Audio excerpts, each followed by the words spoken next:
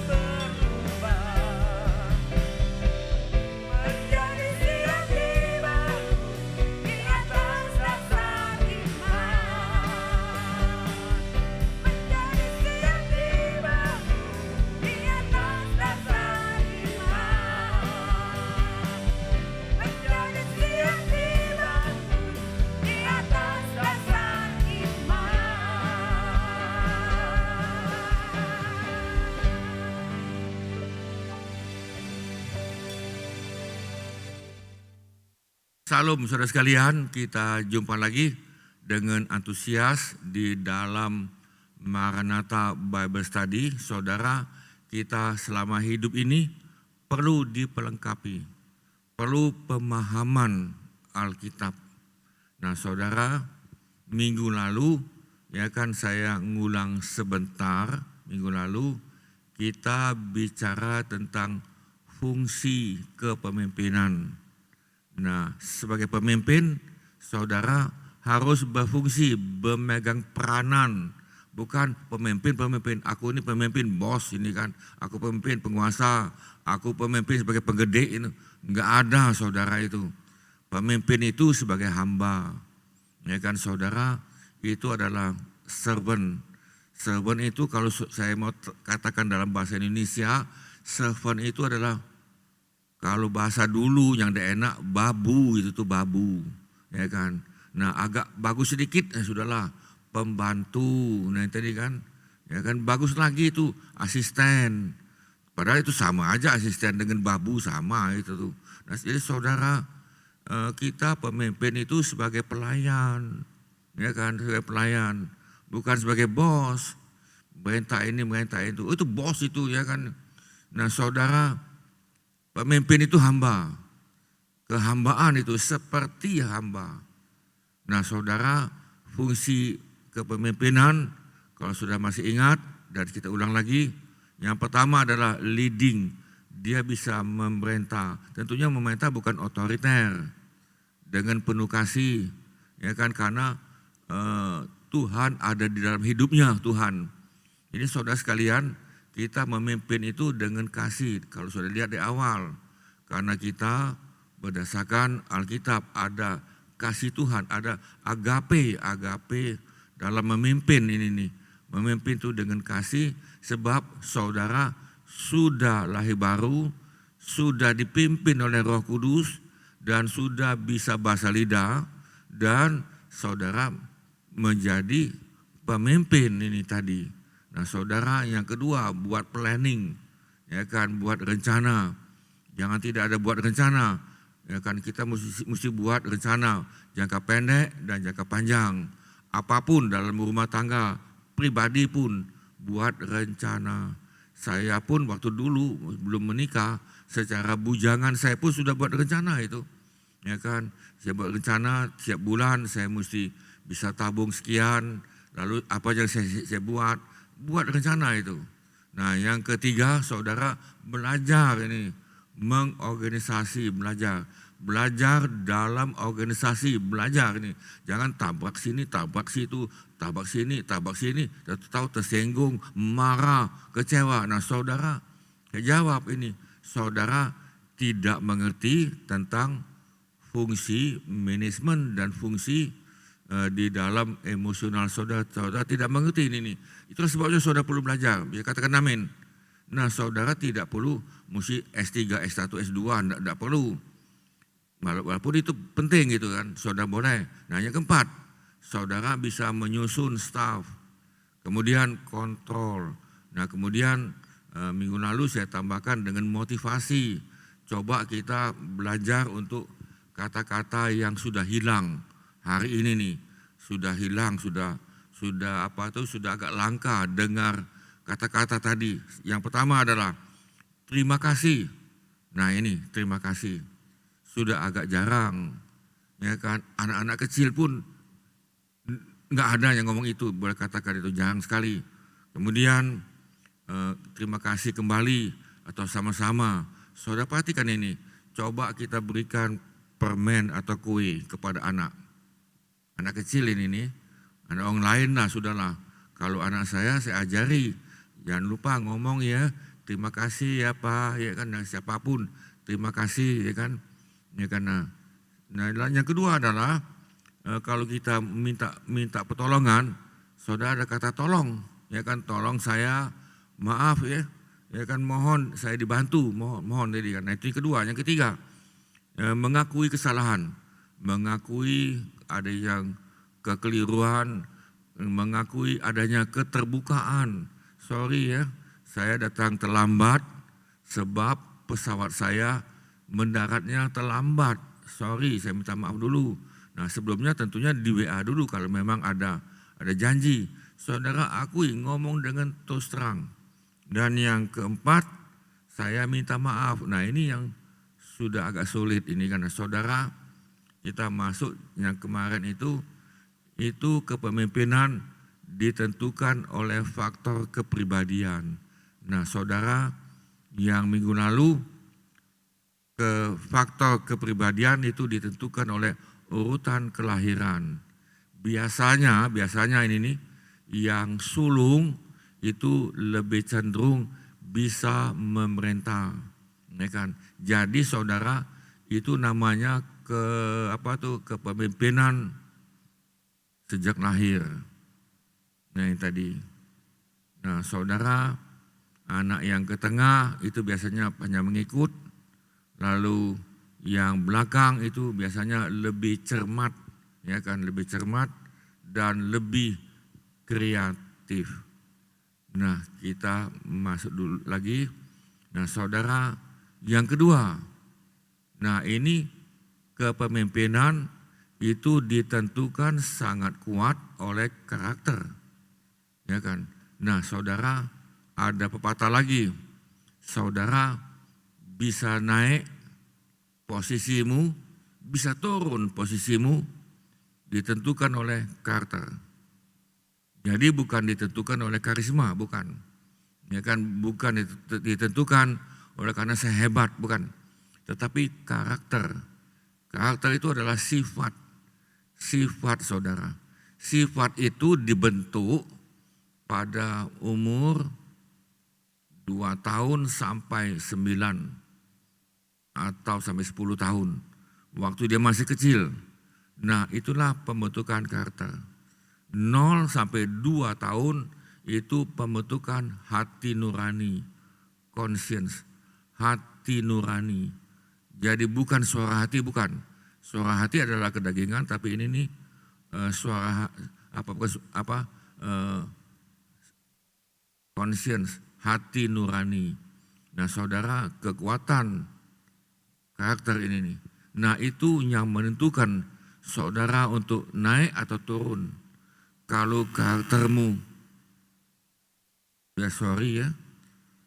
jelek, tetapi dia oleh karena keturunan, contoh ini, ada raja, bagus raja ini, tetapi diserahkan kepada anaknya, nah anaknya ini, ya kan, kalau karakter anaknya tadi bagus dan lebih bagus daripada ayahnya atau rajanya itu bagus.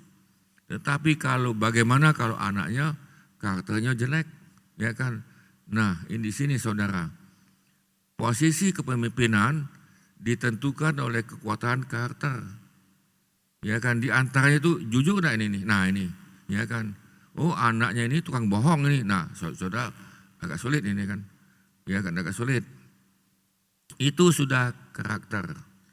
Nah, saudara ditentukan oleh kejujuran, harapan, dia optimis enggak ini nih? Atau pesimis, keberanian enggak? Nah, dia mempunyai keberanian, percaya diri enggak dia ini sebagai pemimpin, ramah enggak, mudah enggak adaptasi, mudah enggak bergaul, dan bisa enggak kerja tim, ya kan? Nah tentunya tim dulu, lalu itu adalah kolaborasi. Nah bisa enggak dia ini kerja tim? Biasanya sendirian itu, aku bisa, ya kan, tanpa kamu aku bisa. Nah saudara, itu kekuatan karakternya itu tidak bagus, itu jelek.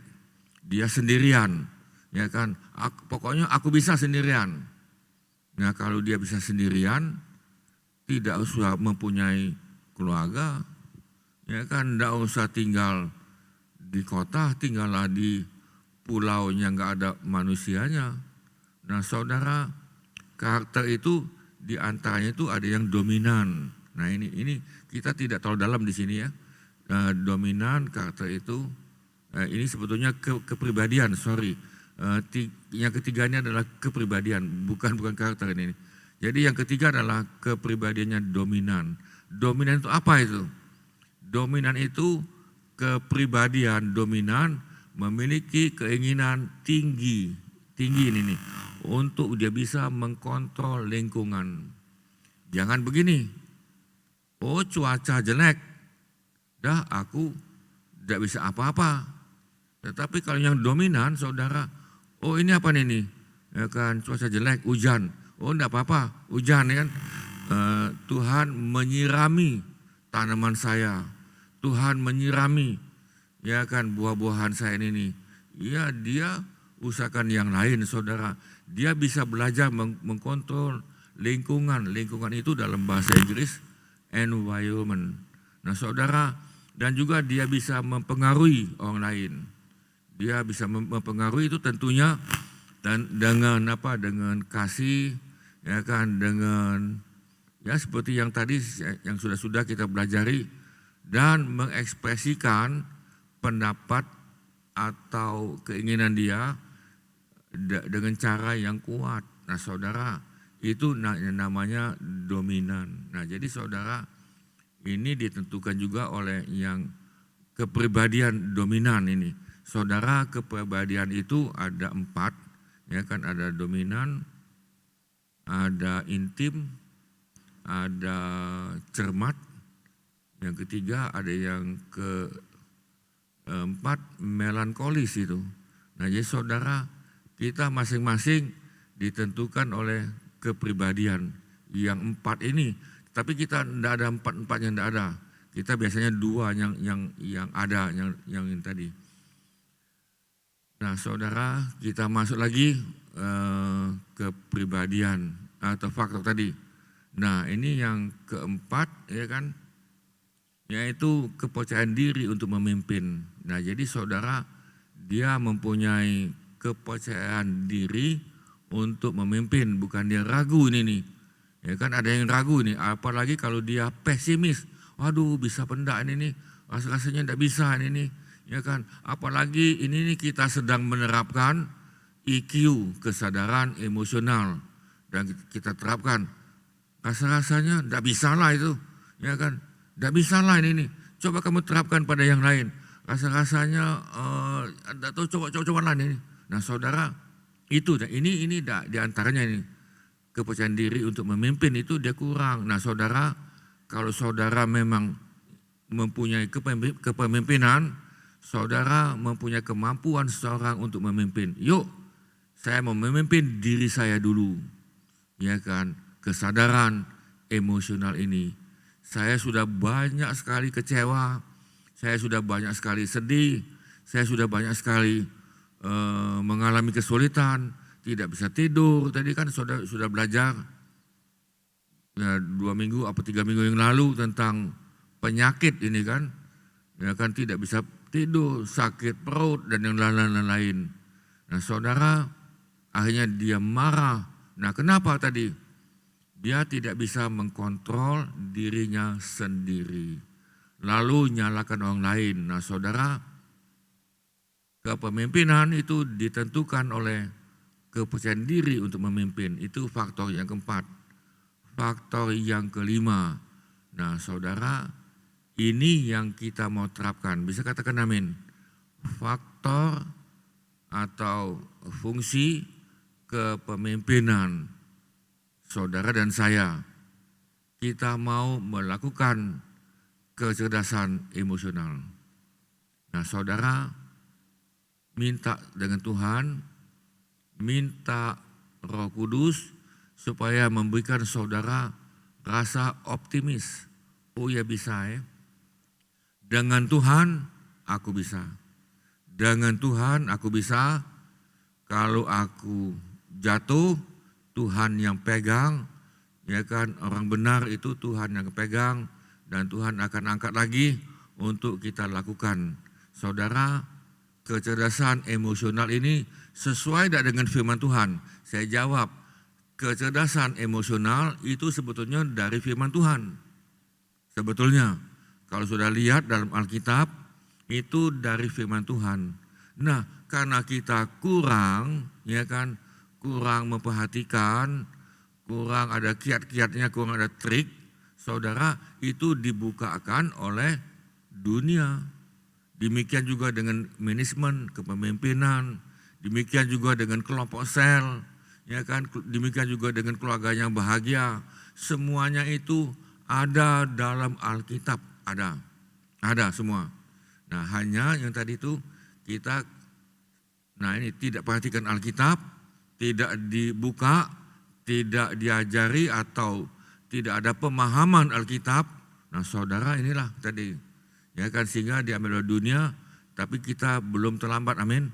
Nah, jadi saudara sekalian, kecerdasan emosional, saya jawab, itu dari Alkitab. Nah, apa itu?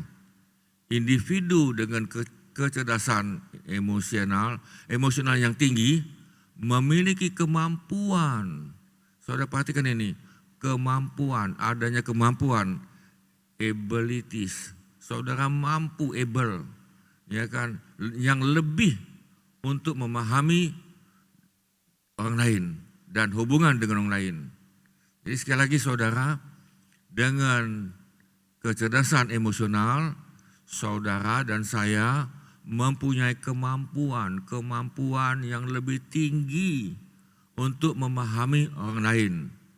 Terutama kalau saudara berkeluarga, memahami istrimu, lebih memahami suamimu, lebih memahami anak-anakmu, lebih memahami akan orang tuamu.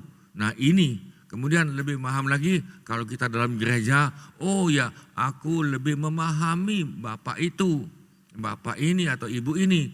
Jangan entah-entah, nah tadi kecewa, tersinggung, marah, ngambek, gitu kan. Nah saudara itu kan anak kecil itu.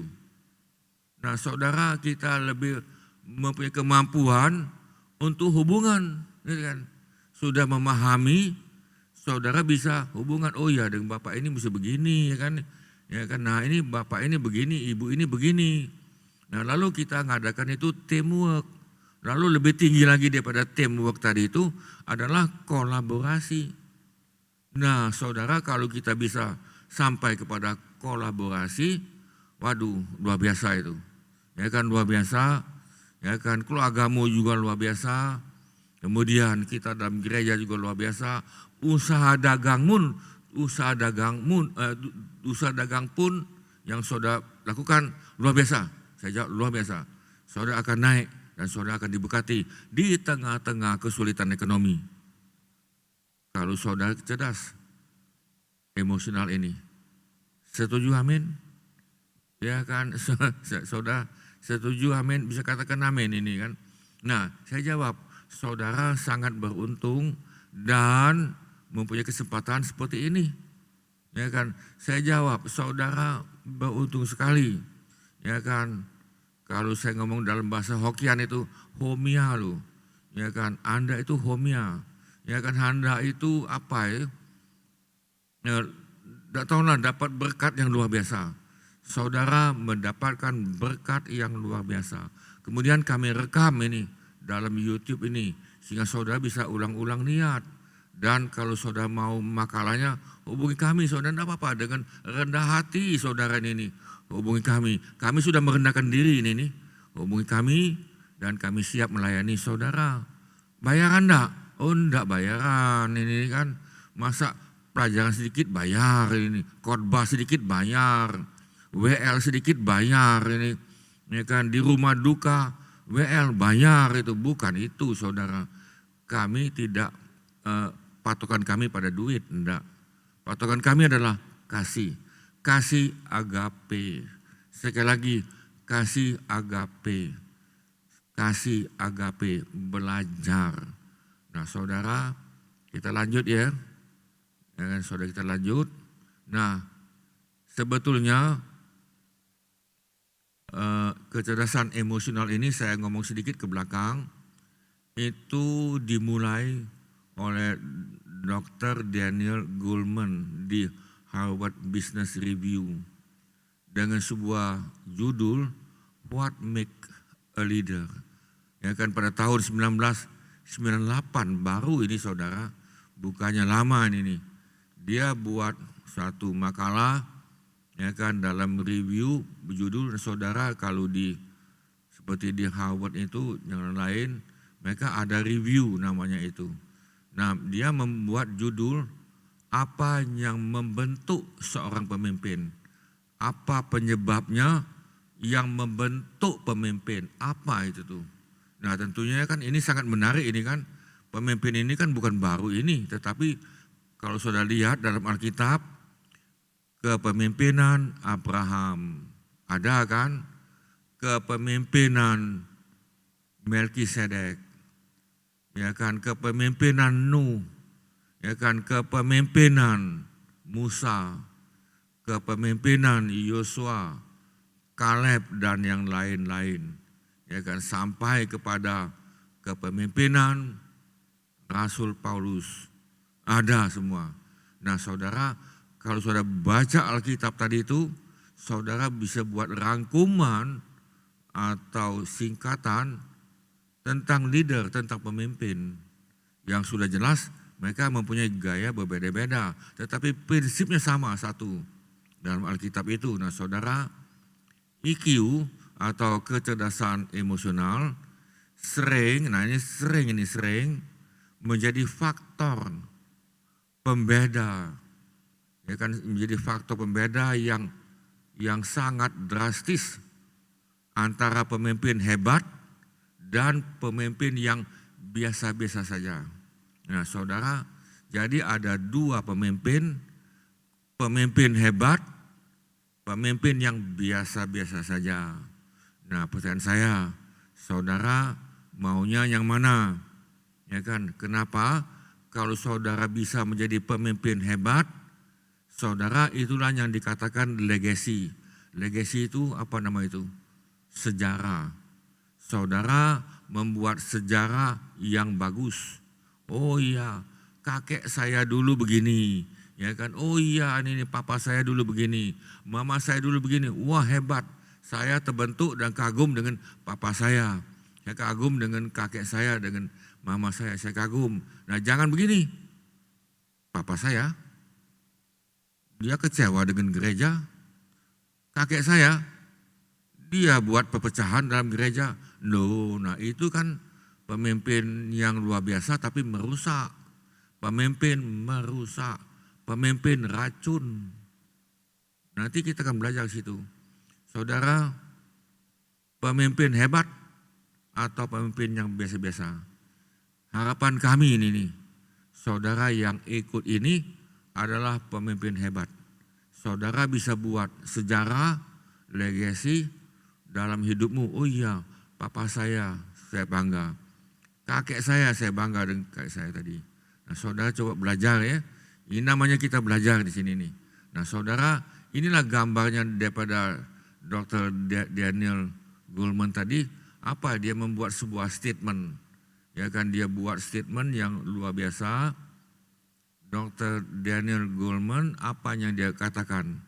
Nah ini, keberhasilan seseorang, tentunya kita minta saudara yang ikut ini berhasil. Berhasil dalam rumah tangga, sebelumnya berhasil secara pribadi. Secara pribadimu, kami minta, kami harapkan saudara berhasil sebagai anak Tuhan yang berhasil. Bukan yang kepahitan, bukan, itu tidak berhasil, yang kepahitan itu racun itu. Keberhasilan seseorang ya kan ditentukan oleh apa ini? Nah, saudara, 80% oleh EQ, 80% oleh kesadaran emosional.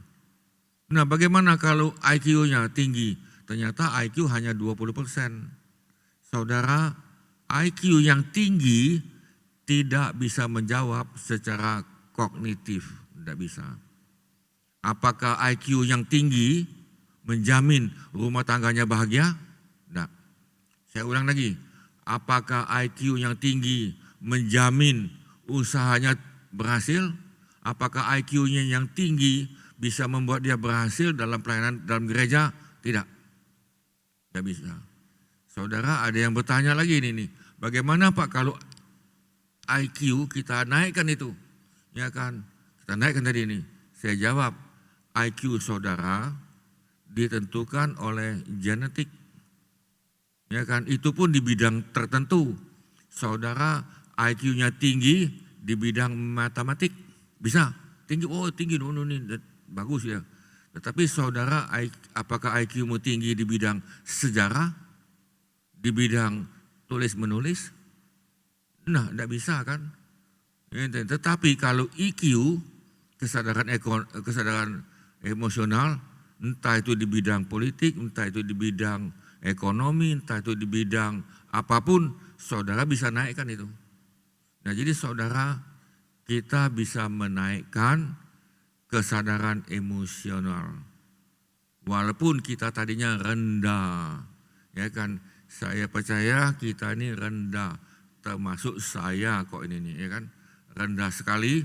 Tetapi kita mau belajar, ya kan, kita mau belajar tentang kesadaran emosional ini.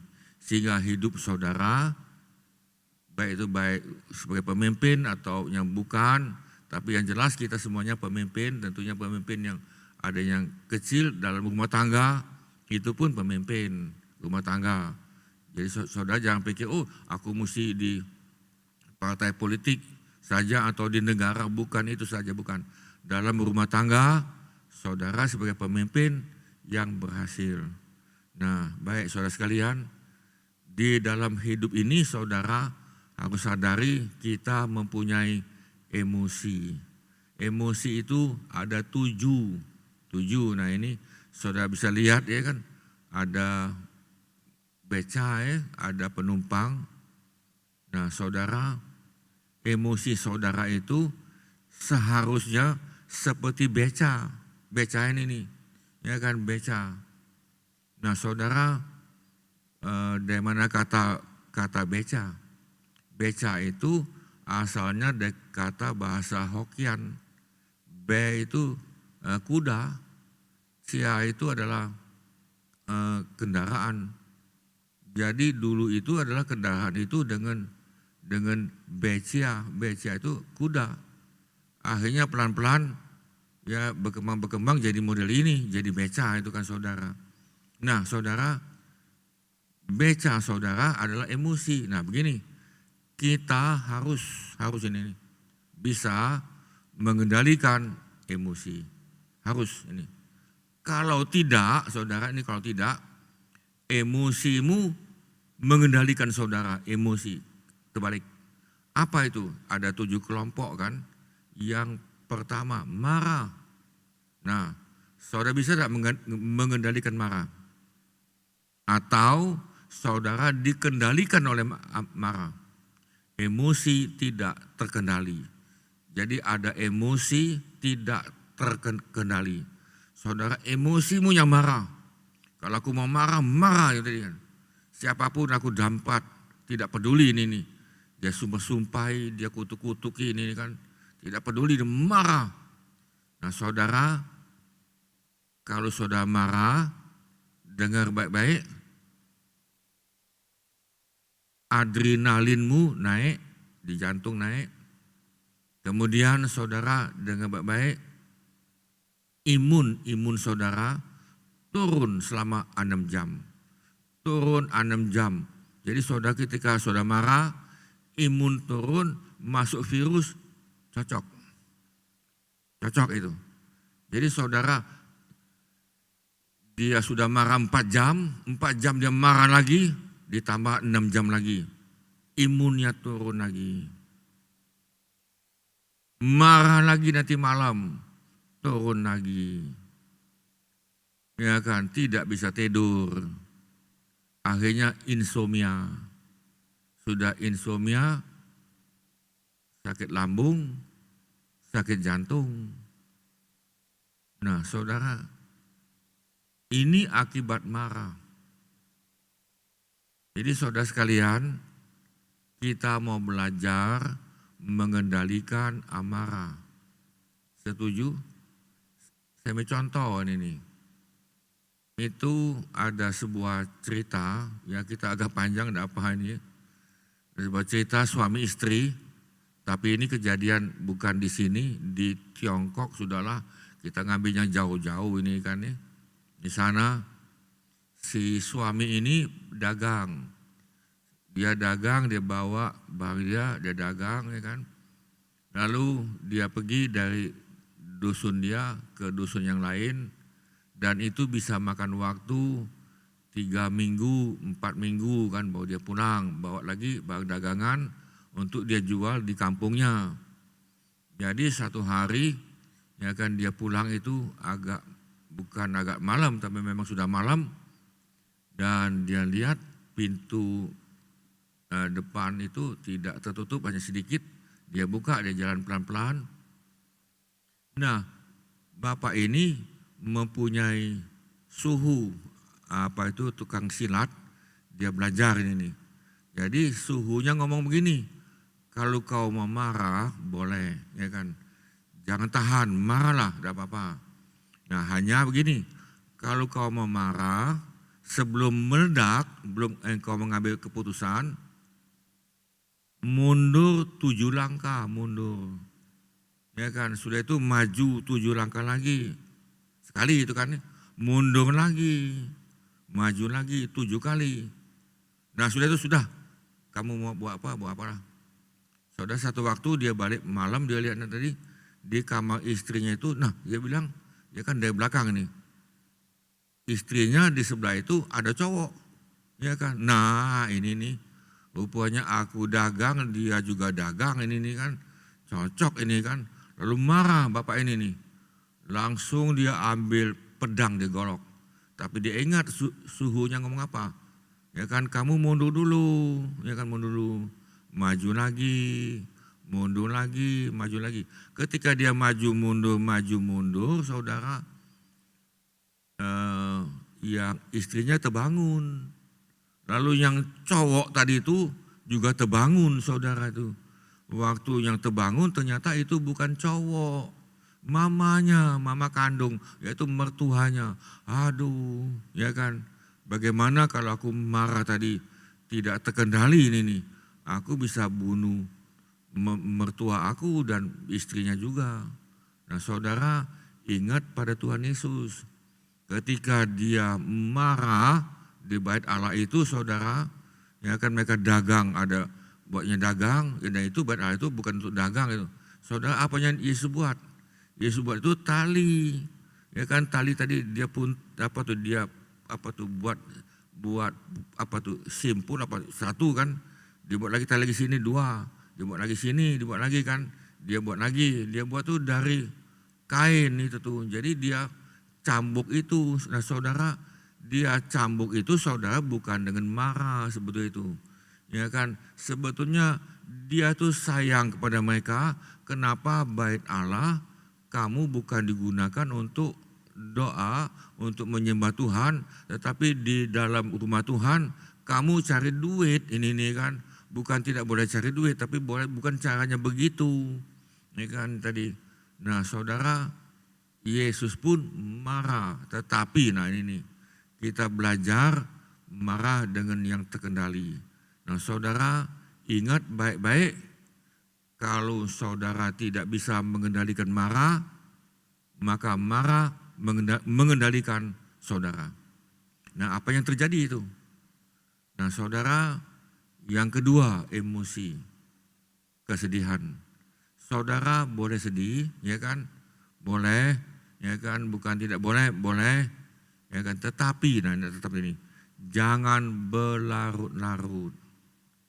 Istrinya meninggal, dari tahun ke tahun sedih, 5 tahun sedih. Saya jawab, kesedihan itu bisa membuat saudara kematian. Nah ini, saudara boleh sedih. Saya pun kehilangan istri, tapi saya sedih hanya ya lumayan, yang tinggi itu 3 bulan itu. Ya kan, 3 bulan lagi itu mulai pemulihan 6 bulan. Saya sadar itu, saya sadar saya tidak boleh sedih. Ya, karena saudara tentunya ada kiat-kiat yang lagi di rumah supaya saudara jangan sedih. Putus pacaran, nah ini kan sedih ini kan lagi itu. Padahal dia cinta monyet itu kan, sedih lagi ya kan. Nah lalu ya macam-macam ini saudara, kesedihan ini emosi ini. Nah saudara, rasa takut, mau nginjili takut, mau bersaksi takut, ya kan, mau memberi takut, ya kan, mau melayani takut, mau nyanyi takut, ya kan, mau naik panggung takut, kunjungan takut. Saudara tahu tidak dalam kitab Wahyu, penakut itu dengan Korintus sama, penakut tidak masuk surga, enggak. Ya kan, enggak. Saudara perhatikan, baca Alkitab. Jadi saudara yang dikatakan marah, kesedihan, takut ini ada dalam Alkitab. Ya kan, saudara tahu penakut, enggak selamat itu, enggak selamat. Ya kan, karena dia rasa tinggi hati itu, dia itu kepahitan itu. Yang rasa takut tadi itu sebetulnya kepahitan, trauma, kepahitan. Dan belum bisa mengampuni. Jadi dia takut. Nah apalagi ada kata iri saudara itu. Nah kenikmatan sama ini nih. Kenikmatan dengan hubungan suami istri. Tidak puas. Nikmati lagi dengan cewek yang lain. Cewek A, cewek B, gonta-ganti, nikmati. Yang si cewek gonta-ganti cowok, nah itu tadi. Ya kan, cowok ini dia main, cowok itu dia main. Tujuannya adalah kenikmatan hidup. Yang dia kejar adalah kenikmatan daging. Pokoknya yang dia cari kenikmatan, mungkin dia jalan-jalan sambil makan, tapi gonta-ganti cowok itu. Tapi Kristen, nah kan kacau ini kan, ya kan, melayani tetap, dosa tetap. Saudara sedang dikendalikan oleh emosi. Bisa berhasil hidup ini? Saya jawab, enggak, sulit. Tetapi kalau saudara bertobat, saya ulang lagi, tetapi kalau saudara bertobat, bisa. Amin. Tuhan sayang pada saudara. Nah apalagi saudara ini, cinta. Wah, ini kan cinta sini, cinta situ, ini ada ini. Saudara apalagi laki-laki, bisa puber pertama, puber kedua, puber ketiga, puber empat. Si wanita sama, ada juga. Puber satu, puber dua juga ada. Cinta sini, cinta situ, saudara. Nah saudara, kita boleh cinta cuma satu, saya jawab. Cinta apa itu? Cinta Tuhan. Ya kan, ada lagi cinta uang. Dia kejar uang, kejar ini. Ya kan, jadi pendeta pun jadi cinta uang. Saudara bukan itu, amin. Ya kan, cinta uang itu yang mengendalikan saudara. Saudara, jadi perhatikan, cinta saudara itu perhatikan ini. Harus dipilah-pilah, saudara cinta apa. Yang boleh saudara sekalian, cinta Tuhan, amin. Cinta Tuhan, cintalah Tuhan dengan segenap hatimu, dengan segenap kekuatanmu, dan segenap dengan kemampuanmu, cintalah Tuhan. Setuju, amin. Nah saudara, ini yang membuat saudara berhasil, ya kan. Nah saudara yang keenam, terkejut. Nah ini nih, saudara jangan terkejut, sebentar terkejut terus ini nih. Dengan berita terkejut, dengan ini terkejut saudara, itu adalah emosi. Ya kan, saudara tahu terkejut itu bisa membawa kematian. Saya mencontoh, itu ada kawan kami, bapak ini kan, bapak itu umurnya tidak begitu tua, kalau saya lihat mungkin 50-an, ya kan. Bapak itu tinggal di rumah dan kemudian di belakang rumahnya itu, ya kan, memang agak jauh, terbakar. Waktu dia lihat, terkejut, ya meninggal ya. Ada lagi yang dia lihat mungkin dia main judi, mungkin nih saya tidak tahu, ya kan, tanding bulu tangkis, yang dia andalkan itu kalah, terkejut, mati. Ada juga main bola, ada juga itu tinju.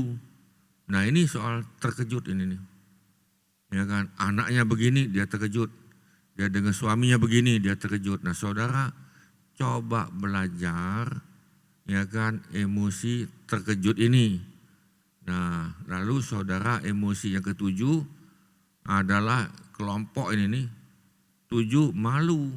Ya kan tadi, malu itu ada hubungan dengan 3. Malu bersaksi, takut bersaksi, ya kan ini. Takut melayani, malu melayani. Yuk kamu nyanyi, malu, ya kan ini. Ya kan malu.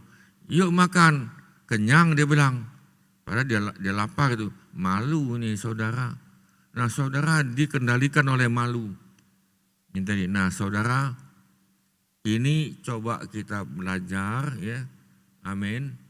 Kita menguasai, jangan seperti ini. Jadi saudara sekalian, untuk pelajaran hari ini, coba kita belajar mengendalikan emosi. Jadi saudara bisa lihat, emosi marah, emosi kesedihan, emosi rasa takut, rasa kenikmatan, emosi atau rasa cinta, emosi terkejut, emosi malu, ya kan. Mungkin dia ini seperti rumput malu itu kan, dia senggol dikit, ini. Nah itu kan rumput, itu kan kita kan bukan itu. Nah, jadi saudara coba belajar dengan minta pertolongan Roh Kudus dan Tuhan. Saudara baca firman Tuhan, firman itu yang mengendalikan saudara. Jadi baca firman Tuhan itu tiap hari, ya kan, minta firman Tuhan itu menguasai saudara. Setiap hari, setiap saat kita berdoa. Tuhan, inilah permohonan kami supaya kami dalam hidup ini bisa menguasai emosi kami yang Tuhan berikan pada kami semua. Baik itu emosi marah, kesedihan, rasa takut, kenikmatan, cinta, terkejut, dan rasa malu. Tuhan, biar ini dapat dikendalikan oleh kami. Kami, karena kepala kami adalah Tuhan Yesus. Kepala kami bukan amarah. Kepala kami bukan malu. Kepala kami adalah Tuhan Yesus. Yaitu firman Tuhan yang kami lakukan. Tuhan Yesus, kuasailah semua emosi kami. Sebabnya kami serahkan tiap hari. Kami mempersembahkan tubuh kami yang hidup ini, yang kudus dan yang berkenan kepada Tuhan. Setiap hari kami persembahkan tubuh kami ya Tuhan, yang hidup, yang kudus dan yang berkenan kepada Tuhan. Kami serahkan tiap hari, itulah ibadah kami Tuhan. Dan itulah kami serahkan hidup kami kepada Tuhan. Dan Tuhan yang campur tangan sehingga hidup kami tidak tergoncang oleh apapun. Kami tidak digoncangkan oleh emosi marah kami. Kami tidak tergoncang oleh karena rasa malu, penakut, dan lain-lain. Kami tidak digoncangkan oleh emosi ini. Kami mohon Roh Kudus pimpin kami, karena tubuh kami adalah tempat Roh Kudus. Tempatnya Roh Kudus. Tubuh kami bukan tempatnya malu, tempatnya penakut, tempatnya marah, dan sebagainya, nandang nikmati, bukan. Tapi tubuh kami tempatnya Roh Kudus. Mari Roh Kudus pimpin kami. Karena kami sadar dalam Roma 8, semua anak Tuhan dipimpin oleh Roh Kudus.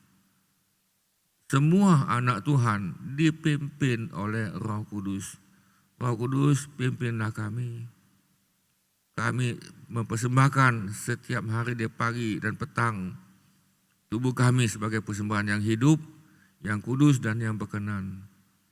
Mari Tuhan memberkati kami yang hadir dalam tayangan ini, dalam pelajaran ini, dan kami lepaskan Roh Kudus pada saudara.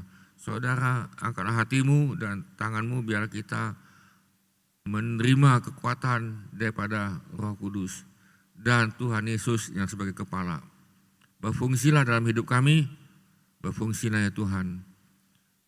Tubuh kami adalah tempat Roh Kudus dan bukan tempat rumah sakit. Di antara kami kalau ada yang sakit, kami mohon biar kami dapat mengubah hidup kami. Dalam pelajaran yang kami sudah lihat beberapa minggu yang lalu dan yang akan ke depan ini, supaya kami dapat berubah dan diubah oleh Roh Kudus. Kami mau diubah. Terima kasih Tuhan, dan kami berkati saudara semuanya dengan berkat daripada Bapa, kasih karunia Tuhan Yesus, dan dengan persekutuan Roh Kudus. Sehingga hidup kami semuanya Tuhan semakin serupa dengan Kristus di bumi. Di dalam nama Tuhan Yesus kami lepaskan berkat ini. Amin. Saudara sekalian, kalau saudara diberkati, saudara boleh kirim kepada kawan saudara dan boleh bantu kami sebisa saudara bisa bantu. Tuhan memberkati, sampai jumpa minggu depan. Tuhan berkati. Amin.